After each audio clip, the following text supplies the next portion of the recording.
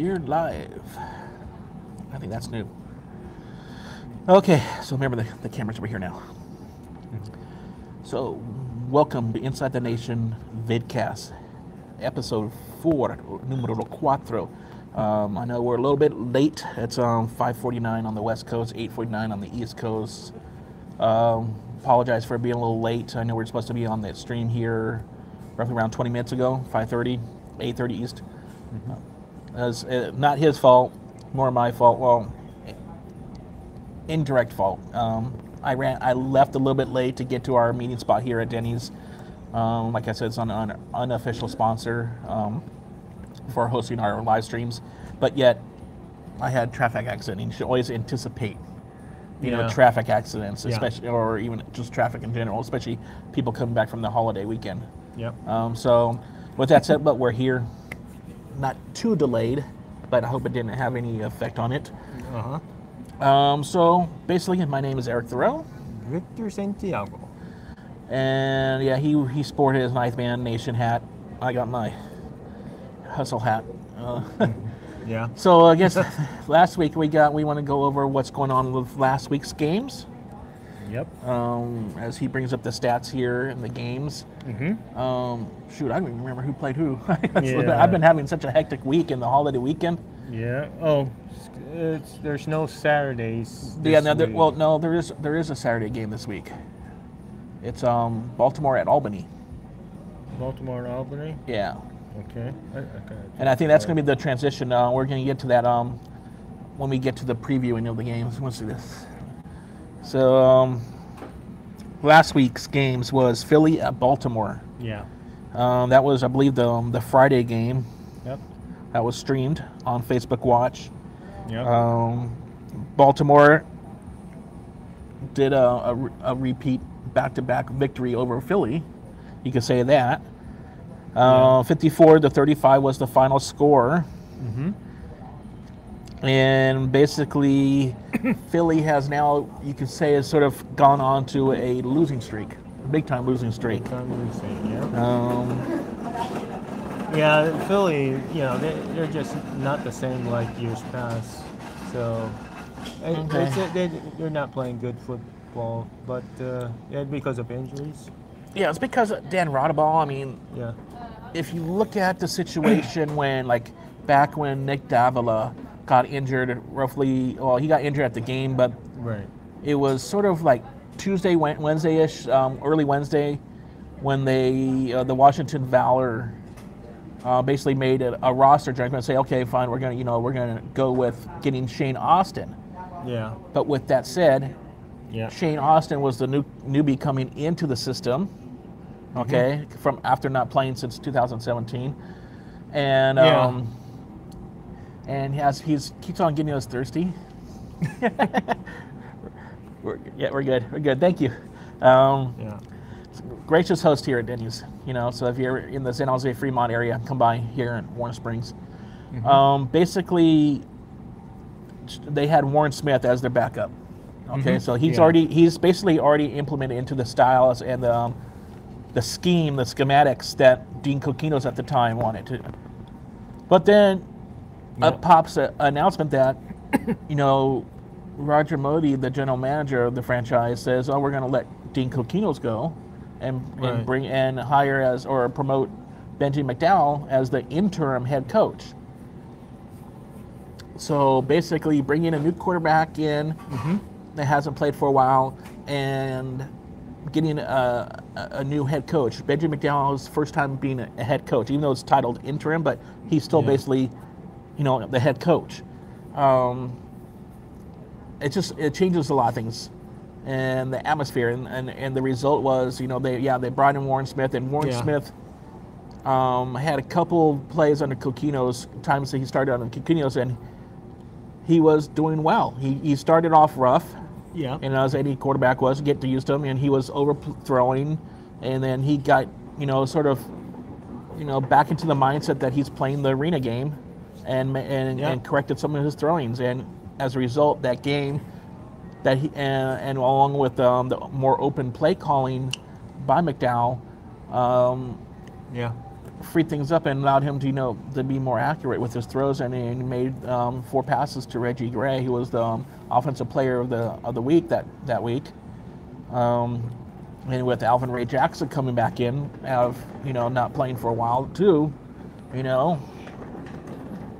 So, but anyways, that's the sort of like the situation that we have with Philadelphia, is that Dan Ronabaugh gets injured in the game, and then they go make, like a sort of like a mid-week change, and they do the same thing, except for there's no coaching change. It's the same coach. No. So that's a little bit on the plus side out of the two for the Soul.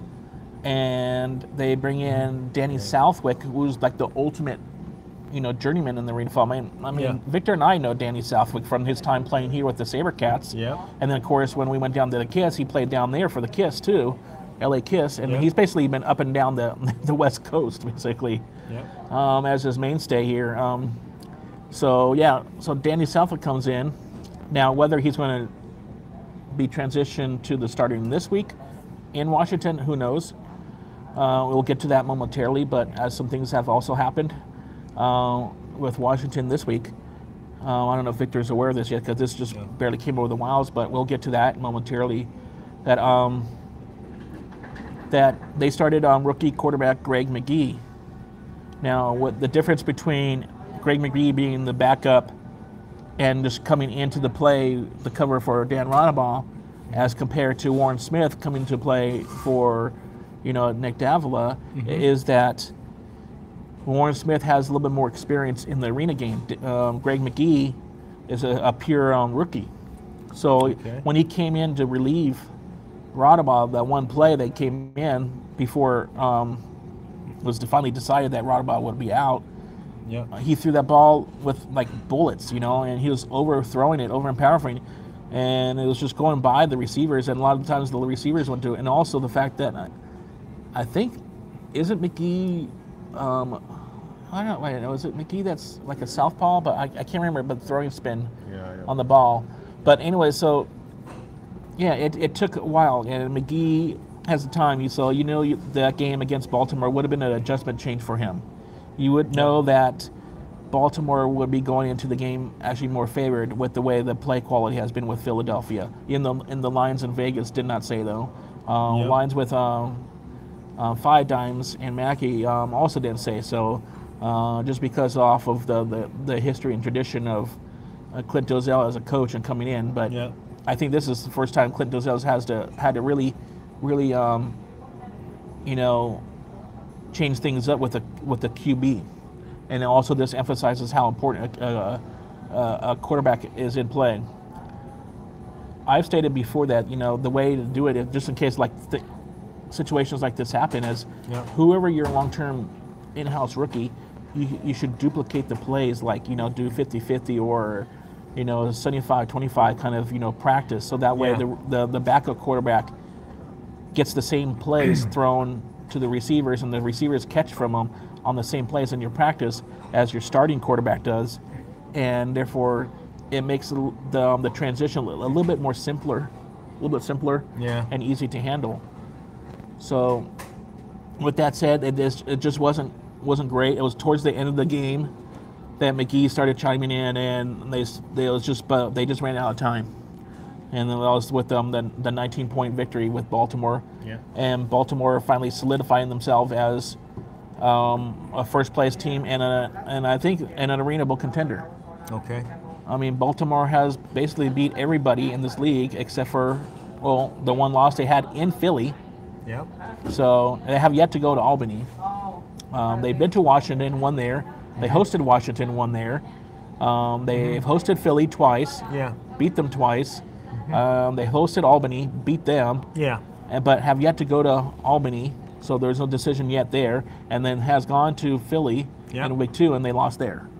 So, and that's the only loss they have is in Philly in week 2.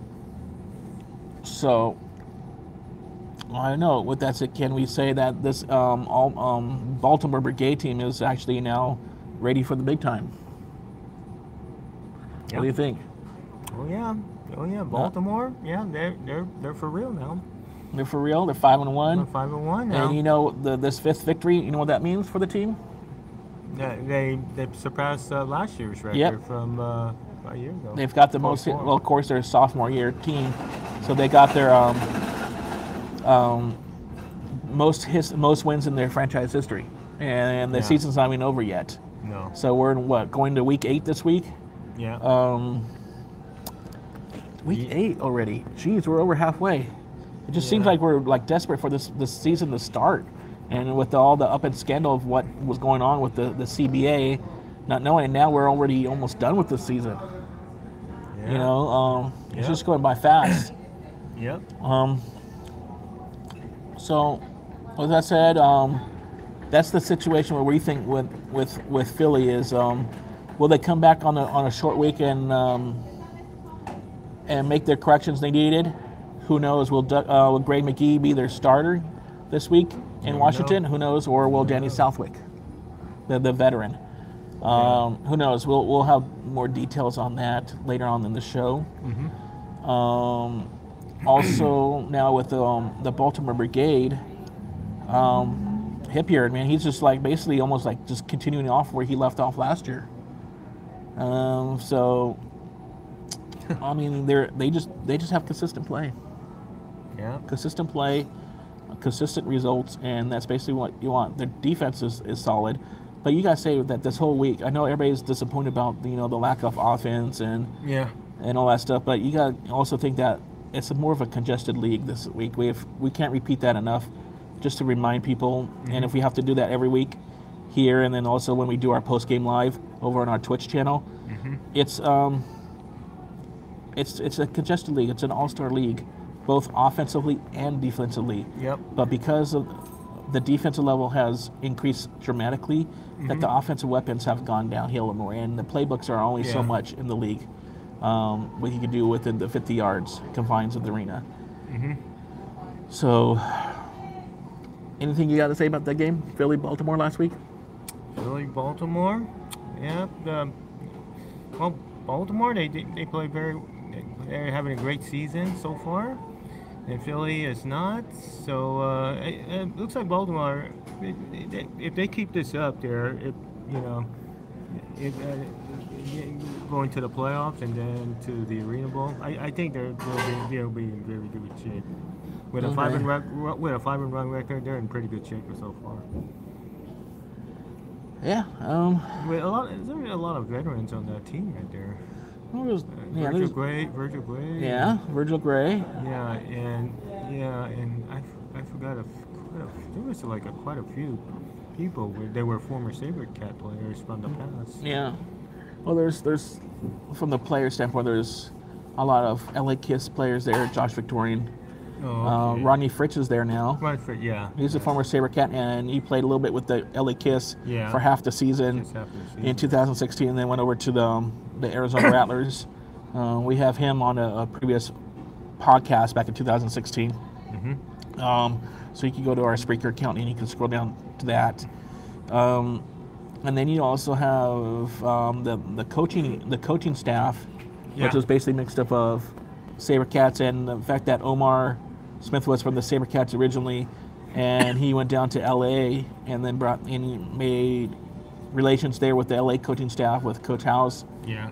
And then brought him over with him to Maryland. Yeah. It just makes things a little bit more easier to migrate with the players, and then a lot of players had the same unison as far as for being a lot of them from Tampa Bay Storm. So the integration of the team was really easy. You can also say the same thing with the Philly, because Philly's just a returning team basically. The most of the team is returning. Yeah. So it's who knows? The flags may be changing. The keys may be being passed on to the brigade. Now, one more thing while we're thinking of the brigade, we want to this is actually a side note from arena football, and this is probably a lot more important than arena football, and I know I can say that a lot of the arena football fans around the country, especially there in Baltimore and the DC area, not as much, but still as much, Hopefully everybody's safe from this so-called 1,000-year storm that just hit the downtown Baltimore and the floods that are happening there. I know that I saw that Reggie Gray, he checked in on Facebook as being safe. Yeah. That he's the only one I saw, but we hope everybody is safe there.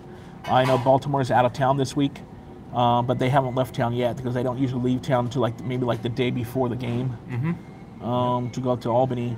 But if they're even able to, I don't know if even their buses, have gotten damaged or anything. What kind of damage was affected the downtown area, Royal Farms Arena, and everything, and their practice facility, which is outside of Baltimore. But we hope everybody is safe there in Baltimore, not just the brigade, staff, crew, and employment, but everybody there in the Baltimore area. Yep. So, with that said, now let's sort of make the transition to the Saturday game on CBS Sports Network, which was the Albany Empire hosting Washington Valor for yet again the fourth time in the third time. What is it? The third time in 4 weeks. Yeah. I had to do that math real quick. So, what can you say?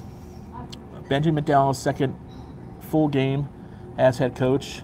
Yeah. And basically, we thought that the way that things looked more stable, looked more consistent on the way they played the prior week. Yeah. And against Baltimore, and they only lost by that 1 point because the missed PAT in the very first drive of the game last week. There's Tim Capper check in. What's up, Tim? Yeah, we know what you meant. I know typing is sometimes. But basically, Benjamin McDowell has thing, but you could say that Washington is a better team under Benjamin McDowell, better coaching, better quality. But the thing is, this time now he's going. I think Albany, even though they're not in first place and Baltimore is where they're at standing rise, I think Albany is the better defensive unit consistently year round and through any kind of substitutions they put in into their backfield as compared to Baltimore. If you put the two defensive units back, side to side, I think Albany will come out on top. I just think Albany, they're just a power horse right now. Even though they're only in second place, but they're in second place by one game, by that one loss to Baltimore. So it's going to be a tougher schematic to play scheme to line up against Albany in their home crowd. I know Tim, who I just mentioned that just joined us here on our live stream, was there in person. He enjoyed the loud noise, and probably was deaf after the game. No, just kidding. But I think this shows that there's some changes that need to be made with Washington. Shane Austin did not have a normal showing in the first half, and so they opted for Warren Smith in the second half, which you would understand and go because you're in dire need of trying to get that first victory, get over the hump, as they would say, and it just didn't work out. With the depth and the prowess that the Albany defense had and laid on them. They were ready to play. And then the Washington Valor defense wasn't there. I mean, it was kind of there, but I think was it after the first score for Albany that they that Kenny Spencer kicked it. Yeah, I think Kenny Spencer kicked it off the upright, and then it was covered in the end zone. I forget who covered it. I know I tweeted it out as the game happened. But yeah, of course that could change momentum, but you can't let that happen. You have to go into the game thinking that things like that, awkward plays, like kicking it off the uprights and all that stuff, will happen. And you have to anticipate and be ready for anything. Pardon the noise here a little bit here. We're in our sponsor. They're just making some kind of shakes. Of course, we're near the machines over here in the back. But anyways, yeah, it's just things have changed. And that game, what was the final score in that one? It was 49. It was 40. I think it was 48. Here, what's your numbers? We have it here. I was like, it was 48-21, I believe it was the final score, 48-21. in front of a little over 7,000 people. Yeah. Which from the TV spectrum, you know, it looked Yeah, a lot 40 more 48 crowded than what they said for the announcements. Yeah, 48 to 21. For the game. They said it was like a little over 7,500, I think. Was it? Yeah, was 7,500. Yeah. And it looked more densely crowded, you know. And I was shocked that they actually put the black curtains up on the section of the second level behind the goals. But it was probably also contribute to that it was Memorial Day weekend, so you could figure the attendance would go down during Memorial Day weekend a little bit, not as much as 3,000, you know, but hopefully this weekend it'll go back up when they play Baltimore and get the revenge on Baltimore, you know, and then they will have a tie atop first place, you know, after week 8 with Baltimore and Albany. So Albany now, what can you say? We can't say it. Tommy Grady. Sounds too close to Tom Brady. Except for he's much taller. You know, Tommy Grady's much taller. Is this, well, you got Tommy Grady, you know, with his relationship with Joe Hills from years, with him in Jacksonville. You got the upstart, you know, with Malachi Jones. He's definitely going to be a keeper there. You know, hopefully that he will stay in the Albany area, you know, and help with Albany's continuing to rebuild after this first year and not be a one-year thing and hype. You know, like if they were to win the Arena Bowl this year and the next year they finished dead last and they consistently were lousy after that. But no, we don't want that. We want, you know, every team to be successful in this league in their due diligence times. With that said, it could be a good and a refresh, you know, that we have a changing of the guard on top, you know, whether it's now currently Baltimore as at this moment, instead of being Philadelphia. That could be something refreshing, and it could be also better to lure more fans in because people just get tired for the same, you know, Arena Bowl winners over and over and over again. That was said back in the early 2010s with the Arizona Rattlers winning 3 straight. People were just tired of it, you know, and then the SaberCats came in and defeated the Rattlers in the conference championship game and then eventually won the Arena Bowl in 2015. But yeah, just to have a changing of the guards is refreshing, you know, especially with the league that's in need of fans. This is refreshing, and I think Albany might be the key, just not be just the changing of the guards, but also to be a new expansion team that's going back into an enriched area of arena football and being the changing the guards. That's like a double, you know, jackpot right there. So what are your thoughts on that game, on the Albany-Washington game? What do you think? What's your thoughts on that one? I think Albany's gonna win this game again. You know, they faced them a lot. You know, and I think it's gonna be another blowout. Oh no, I was talking about this last week's game. Oh, last week? Albany, not yet. We're not doing previews yet. Oh, we gotta keep that towards the end. Yeah, towards the end. Sorry, but no, but the Washington Valor Albany game, this last week's game, the Saturdays. We're not going forward yet. Yeah. We're going backwards. We're going backwards, trying to reviewing.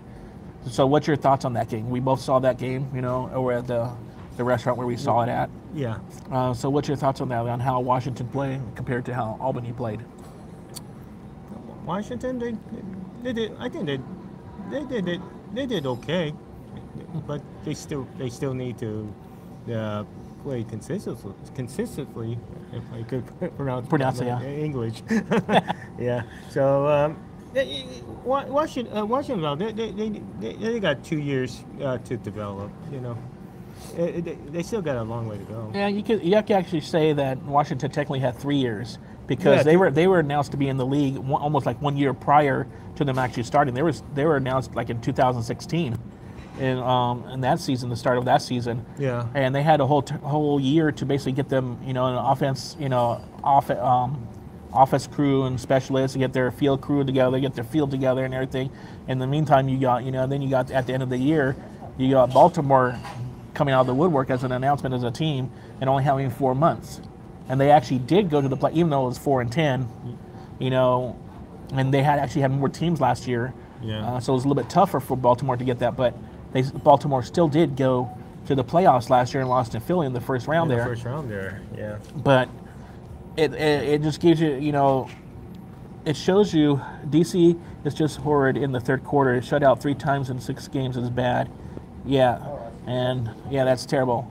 The second half this year, this past week, they only scored 7 points in the second half, and 14 in the first half. Come on, you got to be at least able to score 14 in a quarter with this. But like we said, they can't, for whatever reasons, Washington can't make adjustments or whatever they're doing coming out of the the halftime. Maybe they're drinking too much Gatorade at halftime, and the electrolytes are not kicking in. But it's something, and this will bring us to an announcement that just happened over the wire that now that we're going on, we're sort of transitioning into this upcoming week, especially now we have a shortened week for one game. The Washington Valor actually just released Shane Austin and have brought in Arvell Nelson. So I guess somehow, because I remember seeing Arvell on his IG stories posting stuff about his games. I guess he was with the Richmond Rough Riders of the indoor league, and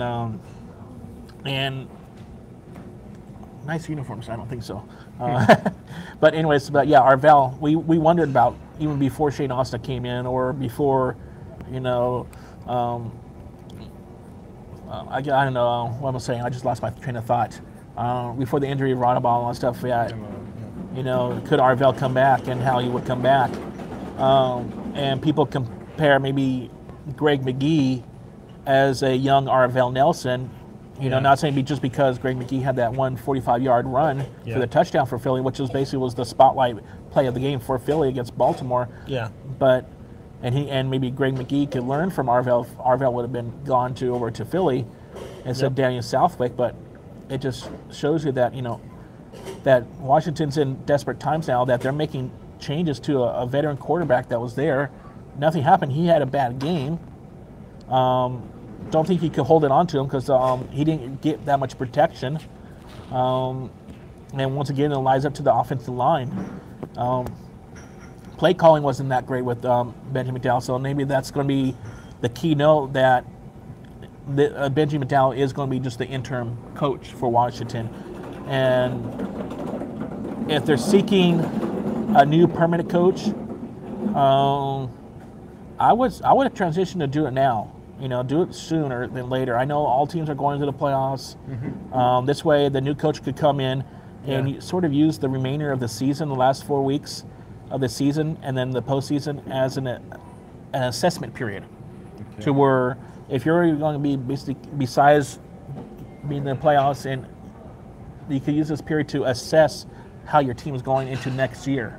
And also that the fact that a lot of the players who are with their teams now are most likely, probably close to 90 to 95%, are not going to be with the same teams next year. It was shocking that I heard that Reggie Gray held out so long, and then he finally got picked up last minute with the Valor. Yep. So that was changed. Yep. And then our Alvin Ray Jackson refused to report for Albany, and now he's with Washington. Yep. And the way that Washington's I guess atmosphere there with the players, it's not that great, and that could help bring some kick-ass attitude into the defensive backfield for Washington. Yeah. With the experience of Alvin Ray Jackson, maybe he could clean some stuff up, as far as for the attitude with Washington and a lot of stuff and their focus. Mm-hmm. But things need to change. The whole atmosphere with Washington needs to change. Yeah. With Coquino's gone, I think it was sort of called, and it was shocked that Coquino's was even brought in to even start that franchise. That's my personal opinion, because I know the history of Coquino's as head coach. But who knows who could be in? Who do you think would be a good, more permanent, unless they turn out to not do so well with Washington as a head coach? Who do you think should be a head coach? Keep Benjamin McDowell, because using this as his assessment period. Yeah. And he's already within the system, but the thing is, he's coming from the defense, and he's already, within the cloud. Now he's free to make play calls. Yeah. Or do you go outside the box and hire someone that's probably not coaching? Ron James is out, so no Ron James. Even though by the time next season comes along, his stint with Saskatchewan could be over with, and he could come back next year, whether it be with Washington next year if they choose to go next year to hire somebody. Or Ron James will come back with one of the 4 or 5 expansion teams next year. Okay. Do that or do some of the coaching that's not in coaching right now for the AFL. Who do you think will be the top play, what top name out there that's available? Top name? That's a good question. We already know Darren Arbet's not going. Yeah. I know that personally. I'm going to be working with Darren Arbet this fall at Cabrillo. It's got to be Mike Ho. Mike Ho? Yeah, he does all that play calling, you know. He went to Arena Bowl with it. Yeah, if we could get maybe Tim Capper there, you know, to chime in on that. What do you think of his decision of Mike Ho? And for a lot of people who may be watching this or will watch the replay of this and listen to this on our podcast, just so you know, the further thing is it's Mike Hohensee, just for people who don't know him by Coach O. Yeah. You know, Yeah. Coach Ho, he could be good. Yeah. You also got Bob McMillan out there. Bob McMillan. You got Doug Plank, Pat O'Hara. Coach Ho, Tim says no way. Who knows? You know, what can be done? You know. Or Michael decided to not coach. So you got Mike Hohensee is out there who's known in the league. You got Bob McMillan, Pat O'Hara. No. Yeah, I think Pat O'Hara is doing something with the Dallas Cowboys. So yeah, when you have them leaving the NFL to go back to the AFL, this is highly unlikely. Not Jay Gruden. Jay Gruden is with Washington. Yeah, Jay Gruden is pretty nice. He's got a pretty nice, you know, fitting with the Washington Redskins. And don't say his brother either. So let's see who else we got out there. We got Pat O'Hara, but we already said no. That Bob McMillan. Who knows? There's a lot of speculation saying that Kevin Guy, because of Nick Davila coming over to Washington, they thought that Coach Guy would be. Yeah. Yeah. Oh, he's Pat O'Hara's with Titans. That's who it is. I knew it was somewhere like in the mid part of the country. And I know Nagy is with Kansas City Chiefs. Yeah. You know, Matt Nagy. Yeah, he is with Kansas City. Yeah. Matt Nagy is with Kansas City Chiefs. He was the quarterback of the Columbus Destroyers back in 2007. Back there, yeah. Lost to the Syndicats. He could be a good coach, Nagy. Well, yeah, but he's out of the league. I don't think he wants to come back, only unless for whatever reasons. I can't think of any top names right off the top of my head. Rowe. James Rowe? Yeah, he could be a good, successful head coach? Arena football league head coach. Yeah, in the future. But you're gonna take him out of that's the thing there. He's already with a group of coaching staff that's getting their footprint, and they're making their ways with Baltimore. Yeah. And with Omar and all that. To pull him out of that successful and put him there. Or Cedric Walker. The defensive coordinator. That should be a good pick. I don't know. I don't know. It's tough to say off the top of my head. I was thinking, Mike Hohensee or Pat Ho or Matt Salk. Coach Salk could come in and do it. He wasn't really given a fair play when he was taking over there. Ron Selesky, yeah, that's right. Remember Ron Selesky, but depends on how things are with Cleveland. With the Gladiators returning, who knows? He might want to stay with Cleveland, but I know he didn't do too well there his last year there. So who knows? There's a lot of, and they mean Nick Davila, like I said, because of the injury Nick Davila suffered. He might want to put up his throwing arm and say, hey, I want to start coaching. But if he comes in as a head coach right away, who knows? And do they go for he has coaching experience because he was the quarterbacks coach with Arizona in the indoor football league last year. So he got his feet wet as far as for leading some players and coaching them. But as a head coach coming out of the blue, straight from being player to coach, who knows? Yeah. So it's something new. There could be a lot of things out there. Yeah. I would like to see, honest personally, I would like to see Mike Hohensee come back. He was a great coach. He was a great guy. Maybe Les Moss gets another stint of head coaching. Yeah. Les Moss. Yeah. It was kind of weird that he was pulled out, and let go right in the middle of the season. Towards 2/3 towards the end of the season with Jacksonville. And he has a real rich history in this league. Yeah. I know he's with Albany right now to help with Keefe, but who knows? He could come back and switch over to them. So I don't know why it's like I know a lot of the players who played for the former teams that have non-existent now and they're out and about doing whatever. Yeah. You know. Yeah. I might throw this out at you. This is just out of the whirlwind. Uh-huh. How about Coach? Otherwise will work. Yeah. How about Coach Donovan Morgan? Not bad. You know. He's a player. He was a player with the Kiss for the longest times. You know, or 2 years. He didn't have any coaching experience. Doesn't have any coaching experience, but No. he did have team leadership, and he knows how to go through a young team, and that's how he did with the Kiss. And he transitioned. He could have easily left the Kiss because of how they were really bad the first 2 years, and then finally because every team made the playoffs the third year. Yeah. You know, but they were in the transition of making a better team. The Kiss could have probably been a playoff contender. If they didn't, in 2017, if they didn't cease operations because of what happened to the league and what Butera did to it. Yeah. With all the West Coast teams not wanting to come in with Butera's action. But basically, Donovan Morgan could be a great coach. There's a lot of players out there, like we can even say Mark Reed, but Mark Reed won't go to the East Coast. No. So West Coast guy. Yeah. So, or Terry Malley. Oh yeah, Terry. Yeah. You know. So who knows what could be. So now we're gonna, transition to this coming game, which we're gonna go to the first game, which was actually gonna be our second game originally, but now because of the dang hockey, pushing the AFL out again and flexing their muscle, and when the arena was already booked. Well, that's actually not the hockey league that's doing it. It's actually the television network that's doing it. Yep. NBC. Doesn't make sense. Yeah, I don't like it. Yeah. I don't like it. We all don't like it. I have my personal opinions on it to where I could go deep for the whole reason that Butera wanted the so-called majority owners of their team, the arenas, or the operators of the arenas and owners of the arena like Ted Leonsis to own their own arenas. Yeah. Is for not only for saving money on the deployment status. Yeah. As far as for staffing.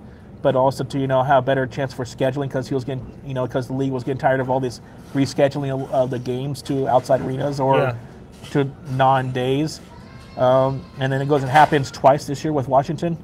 Mm-hmm. It's ridiculous, and it just proves the point when Commissioner Bowe was actually on not an official podcast from Tim, but it was on more of a personal interview just to welcome in and see what his thoughts were for the league.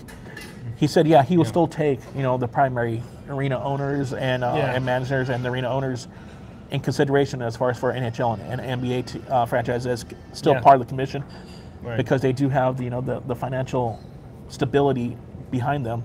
Yeah. But he will also reopen the doors to arena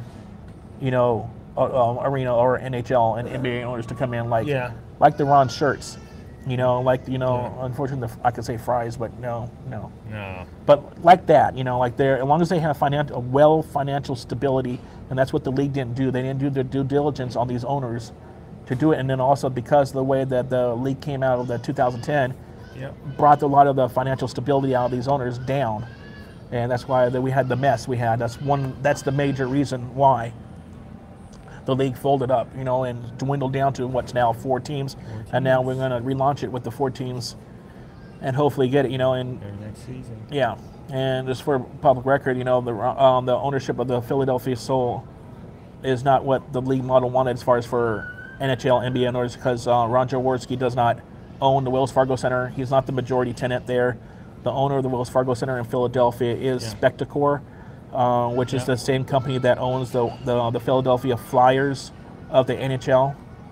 So it's that team, and that company is actually owned by Comcast, which is owned by which is not owned by NBC, but owns NBC Universal and all that. So so that's one little flaw that that Leonsis is to the model. Yep. Jaworski isn't, but they're trying to do the rival thing too, and that's bring into the model with the like the league pass tickets and all that. Okay. Now going to the league game, it's Philadelphia, Washington, Valor. Like we said earlier, that we hope everybody's, safe, from the 1,000-year flood there in the DMV area. I'm not sure how much was affected in the DC area in particular, but I know Baltimore was more affected. Yeah. So with that said, Philadelphia, Who do you think is going to get the start at the quarterback? Will it be Greg McGee continue on, and they'll try to use this as a developing point, and also a way to keep Rodball healing all that, or will they transition and go with the veteran Southwick? Who do you think will get the start this week? Wow, I don't know. It's pretty tough to tell who's going to be starting the quarterback for Philadelphia. I would say I think they'll stick with the veteran quarterback. You think so? They're gonna do Danny Southwick as a starter. Yeah. He's been okay with the SaberCats. He's been winning some games there.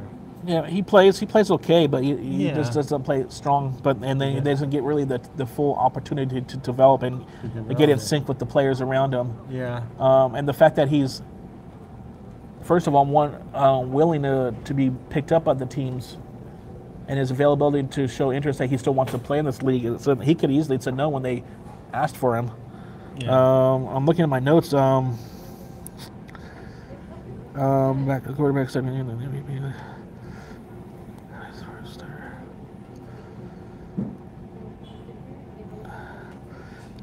Basically, I'm looking at my notes here to see who's going to be the starter this week. I think it's going to be Greg McGee.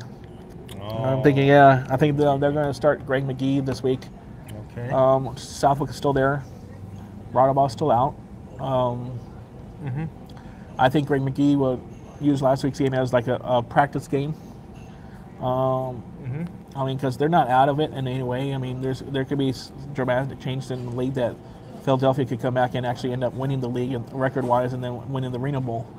Yep. So, and it kind of goes to what their little mini story that they're doing. I don't know if you ever seen in the NFL they have the 2 shows called Hard Knocks. Well, one's Hard Knocks on HBO, and then over on Amazon Prime they have All or Nothing. Of course, Hard Knocks only does the preseason of the NFL, and that's it. All or Nothing does the full season. I know they followed recently the Michigan Wolverines, which I'm watching that season right now. But basically, the Philadelphia still have their own show like that, and it's called The 3 the Hard Way.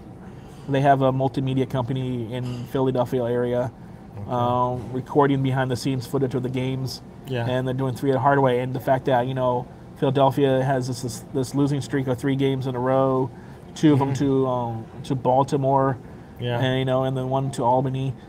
I guess you could say their sister team. 3 the Hard Way could live up to be the truth, and it still can be, where they can get their 3rd Arena Bowl the hard way, by losing some games in the regular season. Yeah. And then coming back, and getting the draw, whether they claim first place or the top seed, to choose whether they want to play the first game of the 2-game series in the postseason at home or on the road. It could be, living up to that. But I think Philadelphia is going to come back and make improvements this week. And especially since they're playing Washington, this could be the chance that I'm thinking that Philadelphia is going to win this game. I agree. I just for some reason, and then the fact that Arvell Nelson's coming in, they announced him coming in a little bit earlier than they did when they announced Shane Austin coming in. But I'm surprised that they would ultimately release Shane Austin altogether.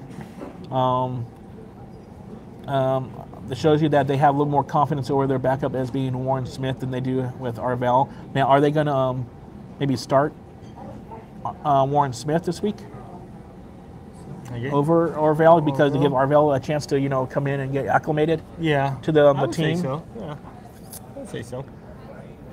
It just shows you how desperate that the Washington's showing themselves to be right now. Minus the fact that they haven't come in and said a new coach permanently. Yeah. But I'm thinking that Philadelphia is going to come in and win this game. Yeah. What's your thoughts on this game? It's all, by the way, it's on Facebook Watch. It's Thursday night, 6 p.m. Eastern Daylight Time, and then 3 p.m. Pacific Daylight Time. So who do you think? I'm thinking Philadelphia is going to win, and I'm going to say they're going to win by 10. Win by 10? Okay. 10 points. Who? On the Philadelphia Soul. Okay, so you're saying Philly and 10? Yeah. copying me? Get your own points. Okay, 20 points. Oh, you can't just change it now. Yeah. Okay, so Philadelphia by 10. Right there. Yeah. Okay, and then now we got the Saturday game. Oh, Baltimore at Albany. wow, And I that's think that's gonna be tough. That's gonna be. this is the first trip for Baltimore up to the capital region. yeah, to Albany. Yep. So I could see the TU Center just because of what happened with the last meeting down in Charm City Yep. between the two and the loss, and then Albany wants to get this as like their over the hump rematch Yep. and win this game. And I can see the TU Center being back up to close to 12,000 this week. 12,000. One, of course, Okay. it's not a holiday weekend, so that helps with a little bit. It'll be going from 10 to Yeah. down to 75, which was ridiculous. So I think the numbers were wrong on that one. But that's just the way it looked on TV, and from all the video I saw on streaming on IG stories and all that. But yeah, I'm thinking that Baltimore is going to come out. They're going to be the same old Baltimore that they have grown to be this season. They're going to come out with consistent play. Will they get any lucky shots off the uprights and bars and stuff like that? Probably not. So they're not going to have to rely on that Yeah. or expect that, and get lucky like that, like they Right. did last week. Right. Yeah. So I'm thinking that Baltimore is just going to play consistent. This is going to be probably a low-scoring event. But Okay. I don't see Baltimore possibly. I want to say scoring more than 35. Wow. So you're predicting Albany. I'm predicting Albany to win this game. Tommy Grady is good. It's just he's consistent too. But as the two quarterbacks, I think they pair up pretty well for their individual teams. Yeah. I just think that Albany has the more consistent power on the offense and defense. Baltimore has a strong defense, but I think Albany's defense is just a little bit stronger consistently. So I think that's what's going to be key to this game.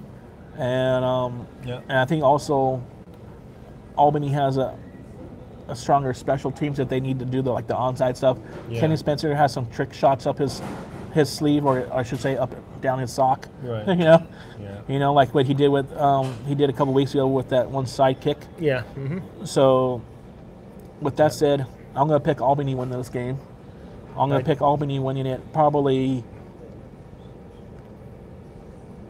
by 14. By 14. I'm thinking 14. Okay. So that's my thoughts on this game. All right. What's your thoughts on the Albany game? I think I totally agree. I would say Albany will win by probably about 24. 24. Yeah. Wow. Albany I think the offense was clicking. Yeah. But in Baltimore, on the other hand, I know they have a defense. Yeah. But the offense, they. It's not as strong as Albany. It's not very strong.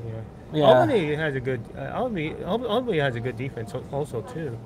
Yeah. So I would say 24. Okay. 24 points. So that's a blowout. a blowout. Yeah. Yeah. So that's basically what we have for this week. Now we want to make it a point. We do have our post-game live. We're going to just concentrate on post-game live this week or this year, because that is something new that we're bringing into the league to try to bring more content. And of course, we stream live our post-game live over on our Twitch channel. Like we said, the esports arena is the new thing upcoming. It will surpass a lot of the outdoor games easily, and it will surpass NHL hockey easily. Now you can tell NBA is already getting involved. They have their own esports league. Right. So I'm assuming that with that, after probably 1 or 2 years of that, the Arena Football League, along with getting more teams into the league, will also have its own esports arena league. So with that said, that's why we're already involved with the Twitch platform, which is highly concentrated with the esports gamers out there. Right. We've had problems with the post-game live streaming. I mean, we would stream live. We would do it from our phone like we are with YouTube. But unlike the YouTube app I've been doing here, and my phone has not yet to dim, like to do the power saving and then to time off to save power, to lock the screen. The Twitch app will dim, and then I have to keep on tapping to keep it alive. And then the last 2 streams, the last 2 weeks, we would also have where it comes down to the ending the Twitch. I would end it, and it would freeze the screen. It would not save it, and then archive it for being like the latest streams that we have in the archive up on the channel. Yeah. We don't know why.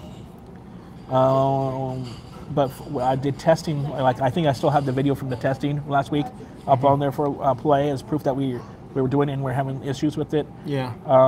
But for when I do like testings for like 1 to 2 minute long videos, those archive and they'll end fine in the app processes. But today I got an update on the app, so who knows what happens, if that will go good. But we will do a post game live. Actually, for the game that's streamed on Thursday, I will do the post game live myself. But then the game on Saturday, we will be joined together again, and then we will do the post game live here on Twitch. So make sure you follow us. And it's a different thing with Twitch. You want to hit the heart. If you have a Twitch account, you want to hit the heart to follow us. If you hit the subscribe button on Twitch, or you're subscribing to us on Twitch, it actually will come up unless you have Amazon Prime and you link your Amazon Prime with the Twitch Prime account. Yeah. You will get 1 month of free Twitch service. Otherwise, it's $4.99, and that goes to help support the channel that you are consistently subscribing to, and therefore you get higher protocols on like stream capabilities and no advertisements or anything. Yeah. So I'm not sure how that all worked. Like I said, this is still a new platform, and I'm working my deals with Twitch themselves to become an official partner with them. Yeah.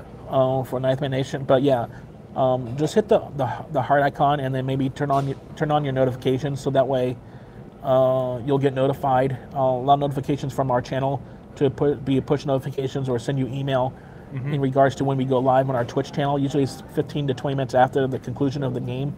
Yep. And we'll do our live stream.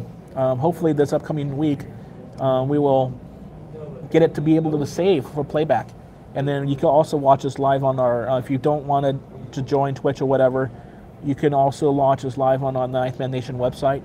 Just click on underneath media Twitch channel, and then and our Twitch stream will be embedded. It's already embedded there.